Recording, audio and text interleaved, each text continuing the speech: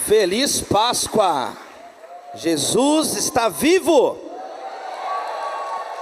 Louvado seja Deus! Trago o abraço da primeira igreja batista da cidade de São Paulo, aos amados da Igreja Batista Central em Fortaleza. Um abraço do meu pastor Paulo Eduardo, ao amado pastor Armando Bispo, todos os pastores, Zé Edson, todos os amados irmãos. Que honra estarmos aqui nesse domingo de Páscoa. E hoje eu quero ler com os irmãos essa noite um texto da Bíblia em Mateus capítulo 17, verso 22 e 23. Nós vamos estudar essa noite sobre o risco de entender apenas parte do Evangelho. O risco de entender apenas parte do Evangelho. Para isso, Mateus capítulo 17, verso 22, diz assim a palavra de Deus: reunindo-se eles na Galileia, Jesus lhes disse: o Filho do Homem será entregue nas mãos dos homens. Eles o matarão e no terceiro dia ele ressuscitará. Mas olha o verso, a frase final do verso 23. E os discípulos ficaram cheios de tristeza. Vamos orar. Pai, nós te louvamos pela tua palavra e pedimos essa noite a Deus que nós possamos entender integralmente a tua palavra, ouvir o Evangelho inteiro e viver o Evangelho inteiro. Não ouvir apenas parte, não ouvir apenas aquilo que nos agrada, não, mas que nós tenhamos um coração aberto para ouvir e receber a totalidade da tua palavra. É a nossa oração, em nome de Jesus. E a igreja diz, amém. No Evangelho de Mateus, Jesus avisou pelo menos 3 vezes, explicitamente, para os seus discípulos que ele iria morrer, mas que depois ele iria ressuscitar. Nós acabamos de ler a segunda vez que ele disse isso. No capítulo anterior, no capítulo 16, no verso 21, a mesma coisa. Daquele momento em diante, Jesus explicou aos discípulos que era necessário que ele fosse para Jerusalém, sofresse muitas coisas nas mãos dos líderes, e aí diz, mas que ele fosse morto e ressuscitasse no terceiro dia. No capítulo 20, verso 17, a terceira vez. Enquanto estavam subindo para Jerusalém, Jesus chamou em particular os 12 discípulos e disse: estamos subindo para Jerusalém. O Filho do Homem vai ser entregue aos chefes dos sacerdotes, aos mestres da lei, ele será condenado à morte, e aí ele vai dizer a mesma coisa no final, e no terceiro dia ele ressuscitará. Mas no texto que lemos, que é a segunda vez que Jesus explica, mostra a reação dos discípulos. Fala que eles ficaram tristes. Olha que curioso. Jesus disse que ia morrer, mas na mesma frase no final ele disse que ele ia o quê? Ressuscitar. Ele diz, eu vou morrer, mas eu vou ressuscitar. Ao invés dos discípulos ficarem felizes, cantando igual nós cantamos aqui, vivo está, aleluia, eles ficaram tristes. Ao invés de eles ouvirem o Evangelho inteiro, eles ouviram apenas parte do Evangelho. Qual foi o resultado? Ficaram tristes. Meus amados irmãos, as maiores notícias que o mundo já ouviu vieram de um túmulo vazio. Nós não poderíamos ter uma melhor notícia essa noite do que esta: Jesus Cristo se levantou dentre os mortos. Em Cristo, aplauda, Ele está vivo. Meus irmãos, em Cristo, Deus revela quem Ele é e o que Ele pretende com o ser humano. Ele pretende recriar o ser humano em Cristo Jesus. Ele pretende nos perdoar em Jesus. Qual que é o desafio? O desafio de muitas pessoas, o desafio de muitos discípulos que estavam sendo aqui, treinados por Jesus. O grande desafio é quando nós não queremos ouvir o Evangelho inteiro. O grande desafio é quando nós ouvimos uma parte do Evangelho. Jesus ensinou sobre isso. Na parábola do semeador, ele fala que existem vários solos onde a semente da palavra pode cair. Um desses solos é aquele solo exposto, aquele solo duro, e logo vem as aves e levam embora a semente da palavra. A pessoa até ouviu a palavra, mas ouviu superficialmente. A pessoa até está no culto aqui agora ouvindo a palavra, mas aí qualquer coisinha vem e tira a semente, ela não vai criar raízes no seu coração. Jesus fala que tem pessoas que escutam, mas logo vem a ansiedade da segunda-feira, logo vem o problema de amanhã. Às vezes você está aqui na hora da palavra, alguém mandando mensagem, te perturbando. Gente, na hora da palavra, toda distração é satânica. É para você não ouvir o que Deus tem a te dizer. A fé vem pelo ouvir, e ouvir a palavra de Deus. A palavra de Deus edifica, a palavra de Deus é a verdade, a palavra de Deus purifica a tua família, a palavra de Deus é a base da nossa vida. Céus e terra passarão, mas as minhas palavras não passarão. E Jesus fala do desafio de ouvir a palavra. A pessoa está tranquila, de repente começa a formigar, uma andação, não consegue ouvir a palavra, uma confusão, não escuta o que Jesus está dizendo. Uma vez, Jesus estava pregando sobre o fim do mundo, a salvação da igreja, falando de coisas grandiosas. De repente, lá no Evangelho de Lucas, um homem na multidão levanta a mão: Jesus! Jesus para, pois não? E ele fala: Jesus, fala para o meu irmão dividir a herança do meu pai comigo. Pelo amor de Deus.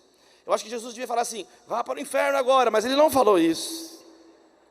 Jesus falando a coisa mais grandiosa, e a pessoa preocupada de rasgar dinheiro, de dividir propriedades, não tinha nada a ver com o que Jesus estava falando. E Jesus às vezes ele perdia a paciência. Até quando eu vou ter que suportar essa geração incrédula, essa geração com o coração fechado? Então, meus amados irmãos, é o desafio que continua hoje. Será que você está ouvindo a palavra? Será que você está com o coração aberto de verdade? Ou entra por um lado, sai pelo outro? Meus amados irmãos, quando Paulo estava pregando em Atenas, ele estava pregando a palavra de Deus em Atenas, anunciando a salvação, anunciando a ressurreição de Cristo, e de repente interromperam Paulo. Interromperam Paulo e falaram: Paulo, você já falou demais, ressurreição, sobre esse assunto nós vamos ouvir outro dia. E os atenienses adiaram a escuta da palavra. É claro que alguns que estavam ali foram tocados pela palavra. Dâmaris, Dionísio, que era membro do Areópago, se converteram ali mesmo, entregaram a vida a Jesus. Mas muitos naquela multidão disseram: amanhã eu escuto o resto, amanhã eu termino de ouvir o que Jesus tem para falar. É mais importante ver aqui as futilidades agora, depois a gente fala da palavra de Deus. Então, a dificuldade das pessoas em ouvirem a palavra. Herodes Agripa, ouvindo Paulo em Atos 26, ele vira e fala assim: Paulo, você acha que você vai me convencer a ser um cristão em pouco tempo? E Paulo era bem humilde: acho, não só você, mas todos que estão ouvindo. Porque ele falava no poder do Espírito Santo, amém, queridos? A palavra tem poder para transformar sim a vida da pessoa. Meus amados irmãos, o desafio então dos discípulos em Mateus 17, verso 22, Jesus disse que ele ia morrer, mas que ele ia ressuscitar, e eles ficaram tristes. Eles ouviram apenas uma parte da palavra. A Bíblia adverte a igreja de hoje. 2 Timóteo capítulo 4, verso 3 e 4 diz assim: virá o tempo, pois virá o tempo em que não suportarão a sã doutrina. Ao contrário, sentindo coceira nos ouvidos, juntarão mestres para si mesmos, segundo os seus próprios desejos, e eles se recusarão a dar ouvidos à verdade, voltando-se para as lendas, para os mitos, para as mentiras, para as invenções humanas. Eu lembro uma vez, quando eu era pequenininho, eu e meu irmão, o Lucas, e o meu pai estava servindo café para a gente. E ele colocou assim o café, o leite, e aí ele colocou o pão, e aí o meu irmão falou assim: pai, eu quero geleia. E meu irmão estendeu o pão com geleia para o meu pai. Aí meu pai: tá bom, Lucas. Passou a geleia no pão do Lucas. Aí o Lucas pegou, lambeu a geleia toda, e nós estamos lá, e de repente ele: pai, eu quero mais geleia. Aí meu pai: tá bom, Lucas, só mais um pouco. Aí colocou geleia para o meu irmão. Aí meu irmão foi, lambeu a geleia toda. pai, eu quero geleia. Meu pai falou, filho, você só quer geleia ou você vai comer o pão? É o crente bebezão que só quer geleia. Só quer geleia. E nunca vai para o alimento sólido. Quantos creem que está numa hora da igreja levantar amadurecida na presença de Deus? A igreja no Brasil está muito pomposa, ela deveria estar mais curvada diante de Deus, mais curvada diante do Senhor, uma igreja rasa, uma igreja com multidões rasas na palavra, no leitezinho espiritual. A Bíblia nos diz sobre a importância de ouvirmos a palavra, praticarmos a palavra, e aqui nesse texto, nós aprendemos aqui, meus amados irmãos, pelo menos 3 lições muito importantes, 3 advertências para a nossa vida. Primeira advertência, sem o evangelho inteiro, em primeiro lugar, você sofre à toa. Sem o evangelho inteiro, você sofre à toa. Foi o caso dos discípulos. Os discípulos estavam tristes, ao invés de celebrarem, ao invés de uma expectativa que Jesus ressuscitaria dos mortos. Essa cena me lembra muito bem Jacó, no livro de Gênesis, porque Jacó estava triste por anos, pensando que o filho amado dele, José, estava morto, estivesse morto. E Jacó está triste, e Jacó chora, e Jacó lamenta, e você vai lendo a história de Gênesis, e o leitor, eu e você, que estamos ali diante da palavra de Deus, estamos sabendo, informados e vendo que José está vivo, e dá uma agonia, dá vontade de entrar na história e falar, Jacó, calma, porque José está vivo, mas não tem jeito de entrar na história. Ele está lá, sofrendo, e você vai passando as páginas de Gênesis, até que ele recebe a notícia da verdade, que José não estava morto esse tempo todo, que José na verdade estava vivo no Egito, e mais, se tornou governante do Egito. Então quando ele recebe essa notícia, quase que ele morre, mas ele não morre. Ele fala, o quê? É como se José ressuscitou. José, eu pensei esses anos que ele estava morto, o meu filho está vivo. Ou seja, Jacó sofreu ou não sofreu à toa? Sofreu à toa. Passou amargura. Eu lembro quando eu fui casar, pastor Zé Edson, eu fui casar e tinha que fazer um monte de exames pré-nupciais, não é verdade? E eu fiz vários exames pré-nupciais, porque eu queria muito casar com a Natália. Meus amados irmãos, a Natália é minha primeira namorada, primeira noiva, primeira esposa, eu estou querendo ficar nela, louvado seja Deus. E aí quando a gente fez o exame, eu fiz o exame e eu fui ler o exame. A pior coisa que você faz, dois grandes erros na vida de uma pessoa. Se você não é médico, ler o exame e tentar interpretar o exame. E segundo, perguntar coisa de medicina no Google. Não dá certo, é uma coisa que não dá certo. Tira isso da sua vida, amém? Amém, amém, amém. Eu sei, gente, eu tinha 20 e poucos anos e estava tão nervoso. Foi tanta coisa ao mesmo tempo na minha vida, meus irmãos. Foram tantas coisas. Eu estava formando na faculdade, ia casar, ia na igreja, era tanta coisa que eu peguei. Eu sei que eu vi lá, eu não sei porquê, eu cismei que eu era estéril, e eu fiquei triste, eu sou estéril, Deus tem misericórdia, olha só, eu não vou ter filhos. E eu fiquei um dia dando trabalho para a Natália, eu não vou poder ter filho, não precisa casar comigo se não quiser. Eu fiquei desesperado, porque eu vi o exame errado, e eu fiquei sofrendo, quase que eu acabei com o meu casamento. Obrigado, Senhor, pela tua misericórdia. A Natália falou, para de dar chilique, você não é médico, você não entende nada, não está escrito nada disso aí. E ela ficou teimando comigo, eu falei, não, Natália, eu não posso ter filho. Por quê, Senhor, por quê? E eu podia ter filhos, e eu tenho a Maria, e louvado seja Deus por isso. E eu cheguei no médico, o médico falou, você está bom para ter menino. É o contrário, você tem menino até demais, cuidado aí. E eu lembro que eu passei um dia de raiva, um dia na minha cabeça, em nome de Jesus. Jesus tem poder de tirar da nossa cabeça todas as minhocas, amém? Tirar sofrimentos à toa. Olha isso aqui, a importância de você ouvir que Jesus vai morrer, mas que Jesus vai ressuscitar. Pedro, João, Jesus vai morrer, mas Jesus vai ressuscitar. Então você não precisa ficar triste. A minha palavra para a igreja essa noite é: viva, escute e obedeça o evangelho inteiro. Chega de sofrer por ouvir apenas parte. Então a Bíblia fala que nós precisamos de graça e de conhecimento. É os dois. Graça, crescer na graça e crescer no conhecimento. Aí tem o crente, não pode graça, é só conhecimento. E ele só cresce no conhecimento, mas não tem graça de Deus.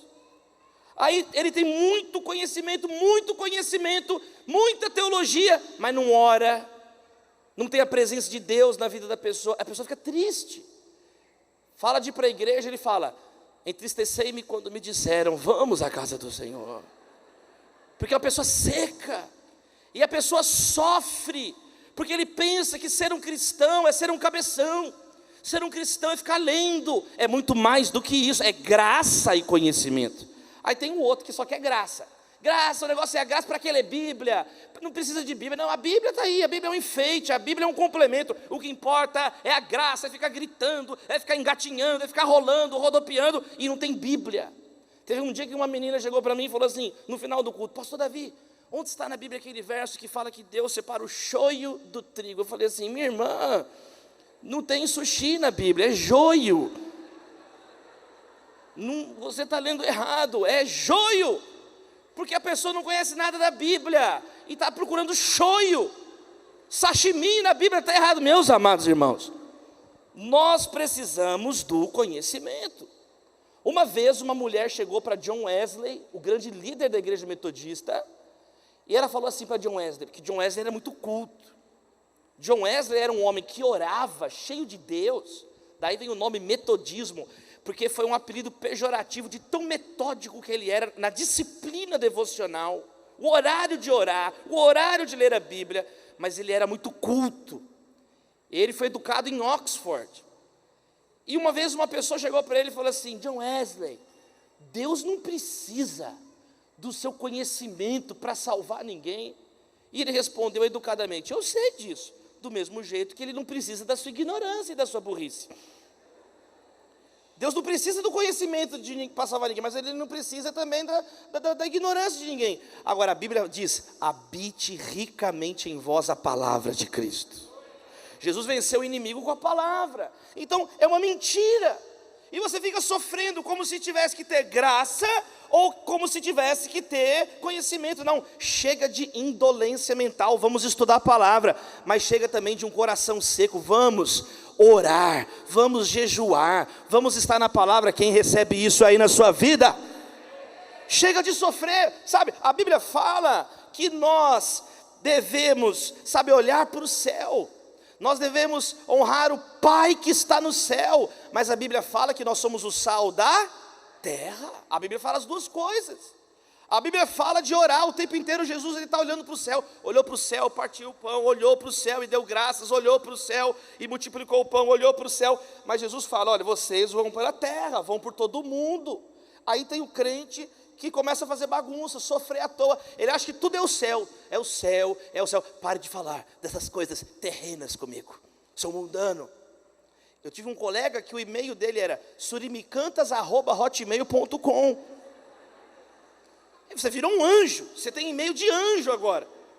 Porque ele, tudo era o céu, e não pagava os boletos mais. E não trabalhava, e fica uma pessoa preguiçosa, e começa a dar desculpa espiritualoide para indolência, para preguiça. Gente, nós não podemos ser assim. Ah, é o céu. Não, é a terra também. A primeira carta de Tessalonicenses deixou sobre isso. É uma advertência à igreja. Peraí, o céu, nós vamos para o céu, mas agora nós estamos na terra. Nós temos que iluminar o mundo, amém, queridos? Agora tem a pessoa que só tem terra, ela só olha para o chão, tudo é o chão. Não existe mais céu, não existe mais a eternidade, só existe o céu. Aí a pessoa vira um militante, tudo é aqui, tudo é agora, vai impor à força as coisas para os outros, como se o ser humano fosse capaz de construir o reino de Deus na força do braço. Não tem condições, você não consegue. E a pessoa vira um messianista político, acha que é tudo na força. Gente, quando a igreja fica ou revolucionária demais, ou reacionária demais, mas ou seja, dependendo demais da política, é sinal de decadência da igreja. Quando ela não consegue mais influenciar pela palavra, pela santidade, pelo testemunho, pela oração. Que Deus nos livre disso, amém, BC? Que Deus nos livre disso, de uma idolatria, como se tudo fosse aqui. Jesus, ele já quebrou isso daí, quando ele diz: olha, os pobres vocês sempre terão. Quer dizer, em Mateus 25, Jesus ensina a cuidar das pessoas. Ele diz: eu tive fome e me deste de comer, eu tive sede e me deste de beber, eu estava nu e você me vestiu, eu estava preso e você me visitou, eu era estrangeiro e você me acolheu. Mateus 25. Então, Jesus não ensina você a cuidar das pessoas? É claro que ensina, mas aí no capítulo 26 ele coloca o outro lado. Ele fala: mas olha, vocês têm que me valorizar, Judas. Judas, os pobres vocês sempre vão ter. Então Jesus, ele desmonta todo o ímpeto de messianismo político por parte da igreja. É nossa oração, a oração que Jesus ensinou a gente a fazer é: venha a nós o teu reino. Amém, queridos? Não é a gente que constrói o reino de Deus na força do braço. Isso é Babilônia, isso é Babel, é a torre de Babel. É uma coisa impossível de ser realizada. Então tem crente que é desequilibrado, ele escuta só uma parte, ou só escuta outro. Mas hoje é um chamado para maturidade.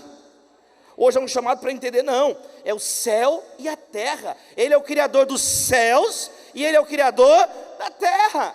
E no Sermão do Monte, Jesus vai falando do céu e da terra, do céu e da terra. Bem-aventurados os pobres em espírito, porque deles é o reino dos céus. Bem-aventurados os que choram, porque serão consolados. Bem-aventurados os mansos, porque eles herdarão a terra. Ó, apareceu a terra. Bem-aventurados os puros, os que têm fome e sede de justiça, porque serão satisfeitos. Bem-aventurados os misericordiosos, porque alcançarão misericórdia. Bem-aventurados os puros de coração, porque eles verão a Deus. Bem-aventurados os pacificadores, porque serão chamados filhos de Deus.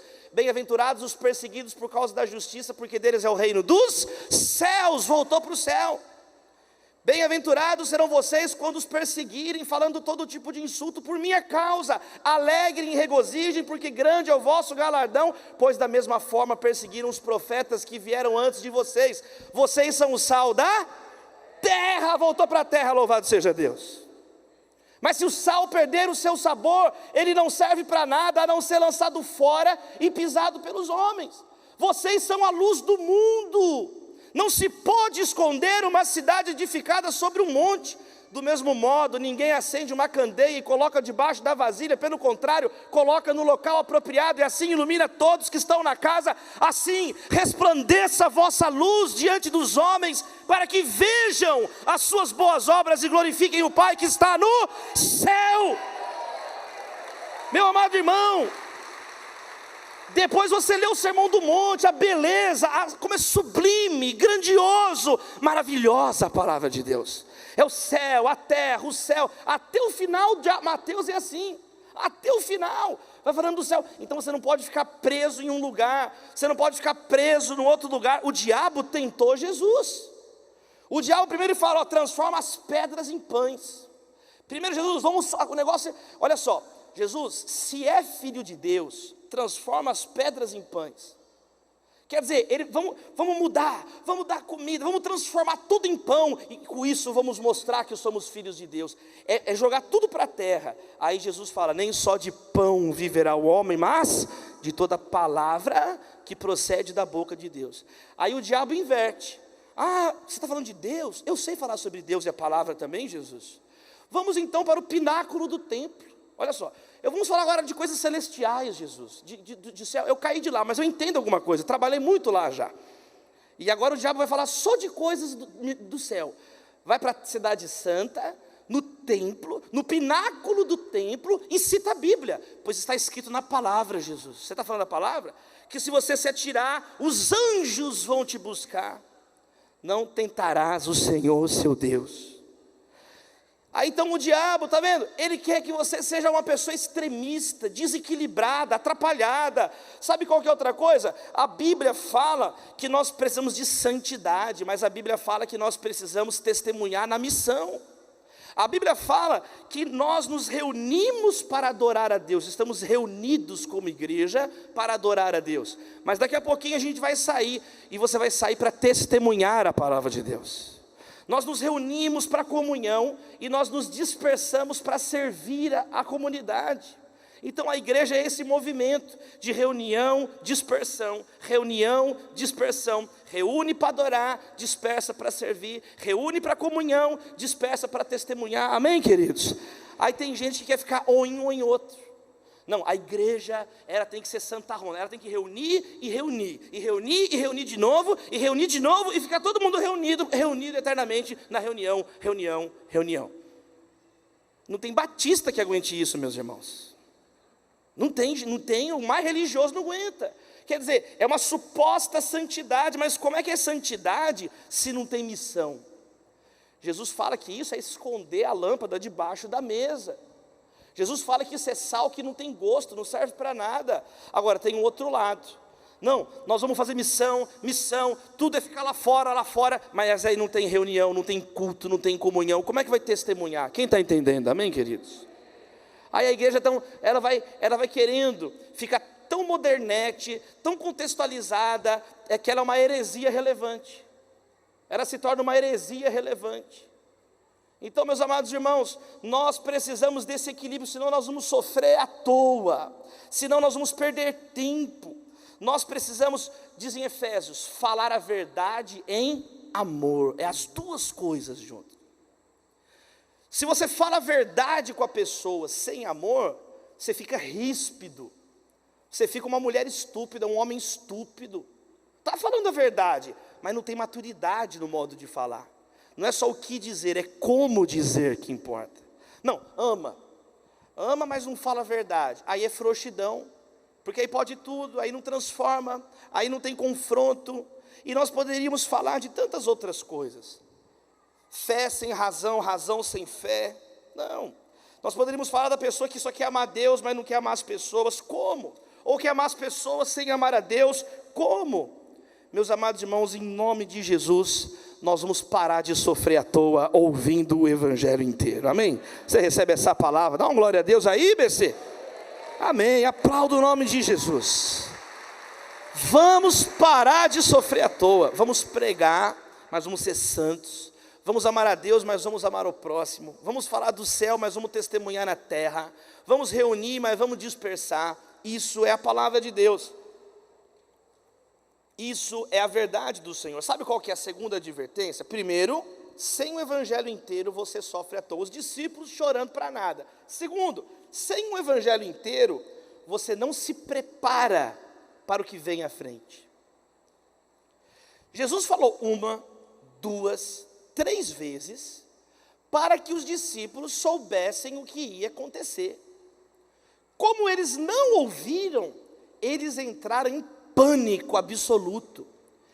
A paixão de Cristo chegou, a hora de Cristo chegou, e os discípulos despreparados. Pedro, eu nunca vou te negar, negou 3 vezes, horas depois. Olha só, isso é o que acontece quando nós não nos preparamos, não ouvimos o Evangelho. Deus está tentando te preparar, Deus está tentando te forjar. Qual que é o objetivo do Pai, meus amados irmãos? É nos formar conforme a semelhança de Cristo Jesus, seu Filho. Mas aí você não escuta só o que quer, acha que a Bíblia é um self-service, que você escolhe só a parte que você quer obedecer, a parte que você não gosta, você pula. E aí, é o eterno bebezão que não amadurece na fé. E você não se prepara para os desafios reais que virão. Porque a palavra de Deus, toda escritura é inspirada por Deus. Toda a escritura. Paulo diz assim, eu não deixei de anunciar todo o desígnio de Deus, não é parte do desígnio de Deus, mas toda a vontade de Deus. E a Bíblia, ela toda é útil para educar o homem, instruir o ser humano a andar na justiça, repreendê-lo, corrigi-lo. Então, meus amados irmãos, quando você não escuta a palavra toda, lê a palavra toda, obedece a palavra toda, você fica manco na fé, você fica extremamente vulnerável diante dos desafios que a própria Bíblia já está dizendo que virão. Existe uma história tão interessante sobre isso, Atos capítulo 18, verso 24, se os irmãos puderem colocar aqui para a gente ler junto no telão, Atos capítulo 18, verso 24, 25 e 26, a história de Apolo. Olha só, diz assim, que tinha um judeu chamado Apolo, natural de Alexandria, e ele chegou a Éfeso.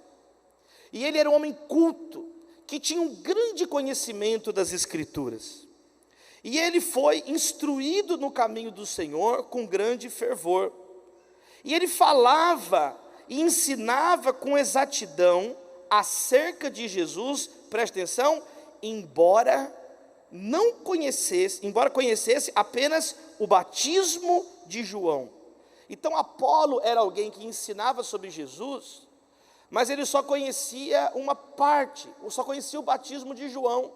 Ele não conhecia outras partes da doutrina apostólica. E aí no verso 26 diz: logo começou a falar corajosamente na sinagoga. E aí, Priscila e Áquila o ouviram, um casal maduro da igreja. Eles ouviram o jovem Apolo falando. E eles então chamaram ele no canto, convidaram para ir na sua casa e explicaram para ele com mais exatidão sobre o caminho de Deus. Olha que bonita essa história. Eles perceberam que Apolo era um jovem com um dom de Deus, um dom para pregar, um dom para anunciar a palavra de Deus. Mas eles perceberam que havia uma deficiência doutrinária, uma incompletude doutrinária. Ele não pregava tudo que o evangelho anuncia. Ao invés de humilharem, xingarem, eles chamam esse jovem para a casa deles. Como as novas gerações hoje precisam de pessoas assim, amém, queridos? Apolo, vem para cá. E eles vão ensinar com mais exatidão. Apolo, você está falando certo, mas olha, tem isso. O texto não entra nos detalhes, mas mostra, só fala assim, eles explicaram com mais exatidão. Apolo, você tem que ficar melhor preparado. Deus está te levantando, você precisa ser mais qualificado. Não é uma brincadeira o evangelho. Não é uma brincadeira pegar a palavra de Deus. Olha o resultado disso, meus irmãos. Porque diz assim: querendo ele ir, verso 27, para cá, e os irmãos o encorajaram, e escreveram aos discípulos que o recebessem. E ao chegar, ele auxiliou muito os que pela graça haviam crido. Olha o verso 28, que é a conclusão. Pois ele refutava vigorosamente os judeus no debate público, provando pelas escrituras que Jesus é o Cristo. Louvado seja Deus. Louvado seja Deus. Qual foi o resultado? Ele foi lapidado, ele foi afiado. E agora Apolo, por onde ele ia, era uma patrola. Ninguém conseguia resistir à inteligência dele. Ninguém conseguia argumentar agora com Apolo, porque agora ele estava preparado para a batalha. Quem recebe essa palavra essa noite, você vai preparado para as batalhas. Para isso você tem que ouvir a palavra toda, tem que ler a Bíblia inteira. Tem que ler a Bíblia inteira de capa a capa, meus irmãos. A minha filhinha Maria tem 9 anos, desde que ela foi alfabetizada, eu montei um programa de ler a Bíblia inteira com ela, até quando ela tiver 12 anos de idade. É uma longa caminhada, e todo dia eu leio um capítulo com ela da Bíblia, no mínimo, e a gente deita na cama, eu abro a Bíblia e começo a ensinar. Nós estamos agora terminando o primeiro livro de Samuel, lendo a história, às vezes relê a história e lê a história, e a minha filha, ela já ficou melhor do que eu, de Gênesis até 1 Samuel. Por quê? Porque tem que ensinar a Bíblia inteira, todas as histórias, tudo que Deus tem para mim. Meus amados irmãos, os discípulos de Jesus não escutaram, e quando chegou a paixão, eles estavam despreparados, fracos, desnutridos, porque não ouviram a palavra. Minha amada irmã, não deixe as sombras colorirem a sua alma, escute a palavra de Deus. Jesus morreu, mas ele ressuscitou. Se você estiver num momento de escuridão, lembre-se daquilo que você aprendeu na luz. Busque mais luz. Arrependa-se dos seus pecados. O arrependimento é a postura que tomamos em relação ao pecado. Então, que também seja uma noite, sabe, de mudança de atitude.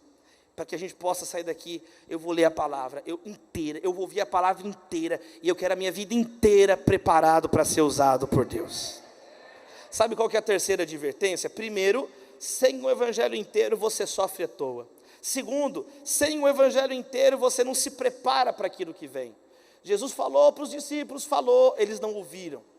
Mas em terceiro lugar, sem o evangelho inteiro você não obedece Jesus.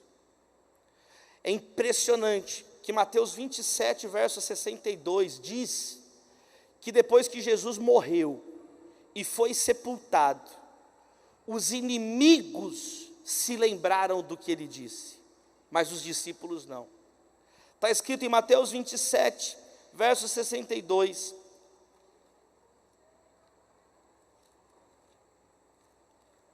No dia seguinte, isto é, no sábado, os chefes dos sacerdotes e os fariseus dirigiram-se a Pilatos e disseram: Senhor, lembramos que enquanto ainda estava vivo, aquele impostor disse: depois de 3 dias ressuscitarei. Ordena, pois, que o sepulcro dele seja guardado até o 3º dia, para que não venham seus discípulos roubando o corpo, digam ao povo que ele ressuscitou dos mortos. Este último engano será pior do que o primeiro. Os inimigos de Jesus lembraram que ele falou que ia ressuscitar. Coloca a guarda lá, faz um lockdown no sepulcro, prende todo mundo lá, esses caras vão roubar o corpo dele. Mas os discípulos estavam apavorados. Olha só, que vexame. Eu quero te dizer, meus amados irmãos, que a nossa fé, ela não é só fé na morte de Cristo, é a fé na morte, no sepultamento e na ressurreição de Jesus. Se você não acredita na ressurreição, você não é um cristão. Ele está vivo, ele está aqui. Os discípulos não acreditaram, os discípulos ouviram, mas não acreditaram. Mas Jesus então ressuscitou, e Jesus se revelou a eles. E Tomé deu trabalho ainda, meus irmãos. Duvido que ele ressuscitou. Só se eu ver, ele viu, tocou, ajoelhou: Senhor meu e Deus meu. Mas eles creram. Louvado seja Deus, eles creram. Nós não podemos ser cristãos inteiros se nós não obedecermos inteiramente a palavra de Deus. Não existe meio cristão. Você é cristão? Hoje eu estou 1/4 cristão. Como é que está a sua fé hoje? Hoje eu estou 5% de fé só, está pouca. Não, ou você é um cristão ou você não é. É uma impossibilidade espiritual você ser um cristão e não ser ao mesmo tempo, de acordo com a Bíblia. Jesus falou assim: não se pode servir a 2 senhores. Ou você vai servir e agradar um ou outro. Tiago diz assim: aquele que é amigo do mundo é inimigo de Deus. Não tem neutralidade espiritual. Existem coisas na vida que tem gradação, mas na vida espiritual não tem gradação. Ou você pertence a Deus ou não pertence a Deus. Ou você pertence à igreja ou você está fora da igreja, fora do corpo. Não tem prótese no corpo de Cristo.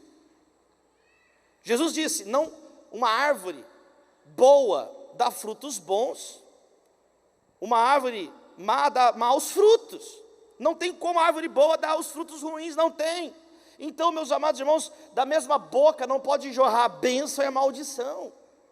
Então a Bíblia nos ensina a entendermos isso. Não tem meio cristão, não tem como acreditar só na morte. Eu tenho que acreditar no Evangelho inteiro. E Jesus morreu, mas Ele ressuscitou.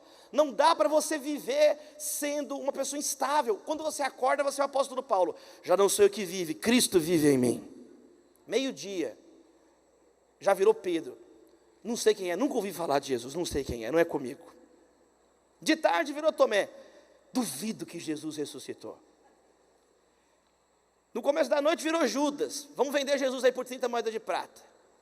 De noite virou Jezabel. Tem misericórdia, meus irmãos. Está na hora de nós servirmos a Deus. Muitas pessoas são assim.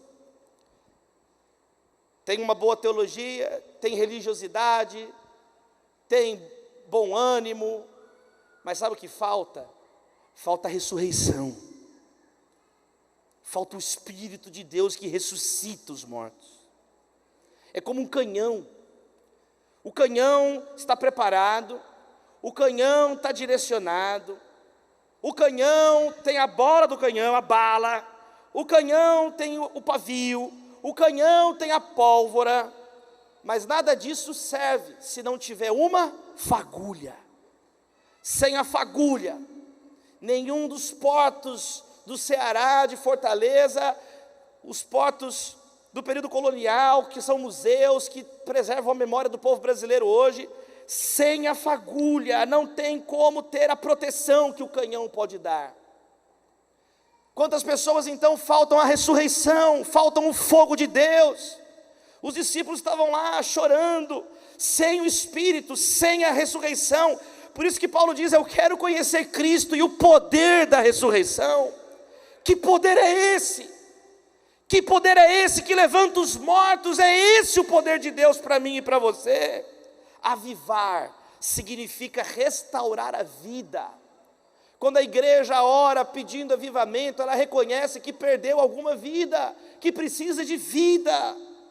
Meus amados irmãos, nós precisamos hoje no Brasil de uma igreja madura, que anuncie todo o desígnio de Deus. Sabe, que seja independente, que não seja um puxadinho de partido nenhum, um puxadinho de governo nenhum, mas submissa ao Rei dos Reis e Senhor dos Senhores. Uma igreja independente, fiel à palavra, claro, sensível ao mundo, ouvindo o mundo, mas a fidelidade última e absoluta é a Jesus. Ele é o Senhor, Cristo é Kyrios. Então, meus amados irmãos, a igreja, ela precisa então, quando falar como uma voz profética, e para isso é necessário fidelidade à palavra, e não ser vendida por dinheiro, vendida por promessas, vendida por benesses, senão ela não tem autoridade de denunciar o pecado das autoridades. Meus amados irmãos, que Deus tenha misericórdia do Brasil e da igreja brasileira. Um momento tenso, um momento sério, que exige que a igreja se levante com maturidade, ouvindo e obedecendo a integralidade da palavra de Deus. Ah não, mas o pastor, ele pode só criticar o governo, ele não tem nada que se meter na vida do governante. A vida do governante é outra coisa. Engraçado, porque João Batista virou para Herodes e falou assim: não lhe é lícito casar com a mulher do teu irmão. É claro, meus amados irmãos, que quando nós lemos a Bíblia, nós vamos encontrar lá a seguinte orientação: orem por todos que exercem autoridade, não é só pelo qual você gosta. Se você é um cristão, você vai orar por todos, para que todos sejam salvos, e para que tenhamos uma vida tranquila, pacífica, com toda dignidade e piedade. Esse é o projeto de Deus para a igreja, que se posiciona, que é crente. A igreja não é apenas o cenário dos grandes momentos da vida. A igreja não é apenas a moldura da sua foto de casamento, da consagração do seu filho, do batismo, até mesmo do velório, da partida de alguém. Não, a igreja é um fórum vivo para as questões mais profundas da vida, da cidade, das famílias. A igreja é portadora da boa nova, a igreja é o corpo de Cristo. Através da igreja, Deus toca no mundo, meus irmãos. Para isso nós devemos ouvir o evangelho inteiro, para que Cristo seja tudo em todos.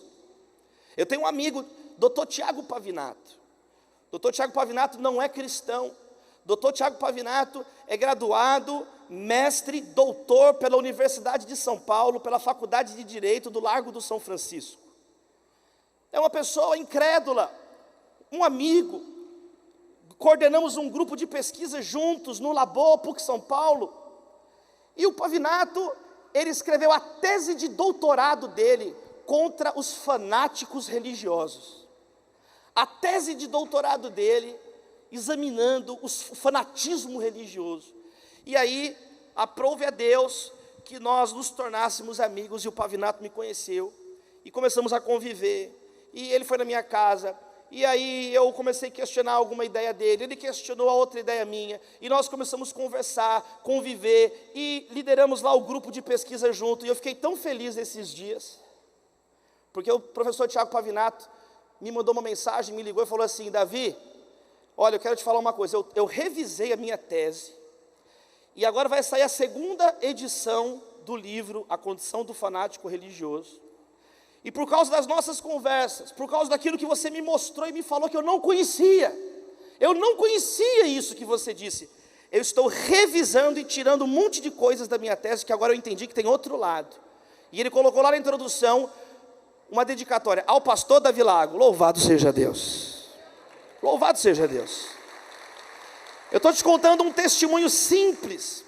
Eu estou te contando um testemunho muito singelo, para mostrar que é possível, através da palavra, da fidelidade à palavra, sem fazer escândalo, Deus começa a usar a tua vida para salgar no teu entorno, para iluminar no teu entorno, sem que você se torne então uma pessoa como esses discípulos, chorando ao ouvir que Jesus ressuscitaria. Concorda comigo que tem alguma coisa errada com essa pessoa? Jesus está falando que ele vai ressuscitar, a pessoa está triste, porque não ouviu o evangelho todo. O nosso chamado essa noite é que nós possamos ouvir o evangelho todo. Todos os textos mais importantes da Bíblia, você vai encontrar a palavra todo lá.